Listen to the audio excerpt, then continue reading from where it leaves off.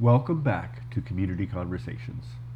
I'm your host, Steve Mantis, and my guest is Linda Rydholm, the City Councillor representing Nebing Ward. Welcome back, Linda. Thanks. So in our last segment, you talked about the challenges of the prioritizing things in the budget. That's where the big decisions get made, and you talked about the issues that you feel like aren't getting enough support. Are there areas that you think are getting too much support that we should be kind of pulling from some of those to put into some of the priorities you're talking about? I don't want to dwell on the past, but since you've asked the question, money has not always been spent well, to my way of thinking. I don't know, about $12 to $15 million went into increasing land mass down at Marina Park. Just money infilling, money just went into the lake, and more than that went into removing whatever toxic soil from that build area. It's made a bigger mess over at Pool 6. Right. That we have we to were all sort industrial along that waterfront, and now we Yeah. have to deal with Yeah. what the heck. Yeah. I love the idea that we have of making the city cleaner, greener, and more beautiful. But the idea of putting $900,000 or more into those bent sticks down at the waterfront, that should never have happened. Just never have happened. Spending almost $4 million on studies for a proposed event and convention center should never have happened, knowing that the money was not there federally. I said it, people didn't believe me. I try not to embarrass staff at publicly, but I told the city manager. Eventually, I asked the questions publicly because I was getting nowhere behind the scenes. Yeah, that bothers me. It bothers me because people phone me up and want or need, for example, new culverts. The culvert budget is spent by August every year. We don't have enough money in that nitty-gritty day-to-day operations. And when people in the community survey we do every second year say they want to see more money on roads, yeah, we need more money in roads.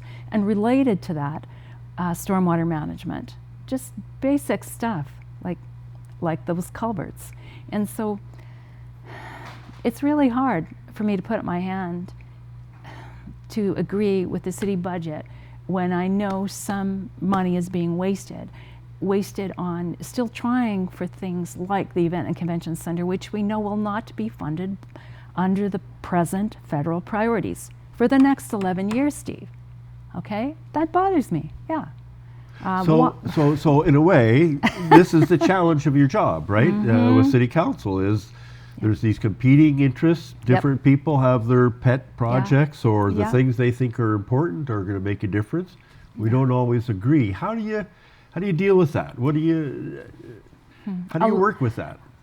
A lot of the work is done by good people in administration, and also I work behind the scenes. Monday night is maybe a tenth of what I do. In my ward, every main road has been paved, not always up to the standard that should have been done. Certainly the water drainage has not been to the standard it should have been done. Every road has been paved during my term, every main road. We have a new facility at state-of-the-art facility at the cemetery. We have brand new fire halls. So I definitely take care of business in my ward, and then I try to consciously weigh the priorities for spending, but it's really hard because so far we have not had a good process at City Hall for looking at the priorities and kind of putting them in order, itemizing, okay, what has to be done? Well, obviously fire, EMS, police, right? Certain things at City Hall have to be done, and then go from there and really show good stewardship, and maybe make some of people in the community more responsible. For example, more responsible for the garbage that's in front of their yard, maybe between their yard line and the city pavement, whatever's on the boulevard, that kind of thing. if we as a community would work together and seek solutions, I think that could be very, very helpful.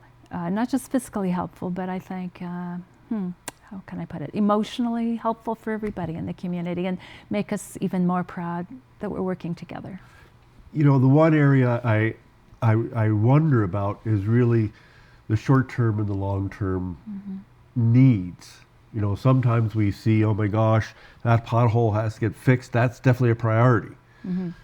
But then there's a longer-term plan that may or may not go forward. And I wonder too, I've heard, okay, we're in a tough situation with the budget, big overrun on police costs, overtime. And then I hear, geez, we don't have anywhere near what we used to have for playground supervisors in the summer.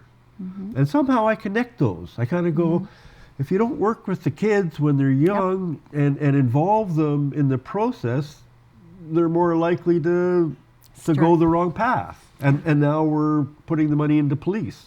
So you're not going to get a payoff right away from that, you know, those playground supervisors, but maybe in the long run we do. So how do those get figured out? You're expressing some of the anguish that we feel in trying to determine those priorities. Well, for example, instead of building a convention center right now, I would be putting money into some other things, or at least getting government support for some other things, whether it's safety on the expressway, including that Cam River Bridge area, or a good, what I would call maybe a youth center or a big community center where people who come here can find out what services and help they can get and how to get around the city, do orientation tours, help folks, whether they be refugees from far away or from just up north here.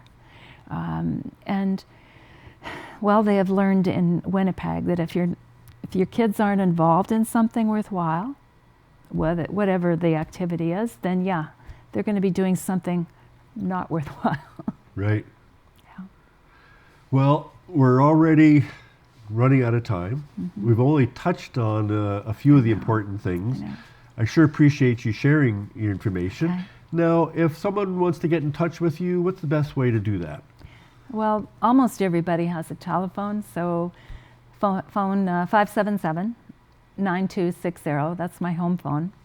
That's where I work. 577-9260. All right, we'll put that on the screen as well. Okay. Once again, thank you so much for joining me on the show today, Linda. And I want to thank our viewers and remind you that we've got a Facebook page, Community Conversations. If you have ideas, suggestions, or questions, we welcome those. Thank you so much, and stay safe, and see you next week.